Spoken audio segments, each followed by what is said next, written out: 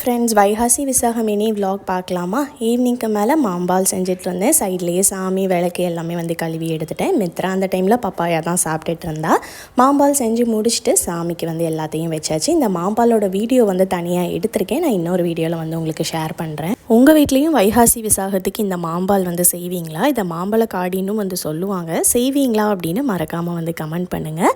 பூஜைன்னு வந்துட்டாலே அண்ணனும் தங்கச்சியும் ஆளுக்கு ஒரு மணியை கையில் எடுத்துறது. மாறன் வச்சிருக்கிறது வந்து கொஞ்சம் வெயிட்டான நார்மல் மணி தான். பட் மித்ரா கையில் இருக்கிறது வந்து சுத்தமாக வெயிட்டே கிடையாது. பூஜைனாலே நம்மளும் குடும்ப குத்து விளக்காட்டம் வந்து ரெடி ஆயிடுறது. பட் சாரீலாம் எதுவும் வியர் பண்ணல, நார்மல் குர்த்தி தான் வந்து போட்டிருந்தேன். பட் தலையில் பூ வச்சோடனே அப்படியே ஒரு குடும்ப இஸ்திரி ஃபீல் வந்துருச்சு. விளக்கு சாமிக்கெல்லாம் பூ போட்டெல்லாம் வச்சுட்டு அப்படியே விளக்கேற்றி பத்தியெல்லாம் கொளுத்திட்டு இருக்கிற டைம்லேயே சுதன் வந்து வீடு ஃபுல்லாக சாம்பிராணி வந்து காட்டிட்டாங்க. நான் எங்கள் வீட்டில் வச்சிருக்கக்கூடிய இந்த முருகர் ஸ்டாச்சு வந்து கல்யாணம் கழிஞ்ச புதுசில் போத்தீஸில் ரொம்ப ஆசைப்பட்டு வாங்கியிருந்தேன். பார்த்த உடனே ஏதோ டக்குன்னு பிடிச்சிருச்சு. அப்புறம் உடனே வந்து வாங்கிட்டேன்.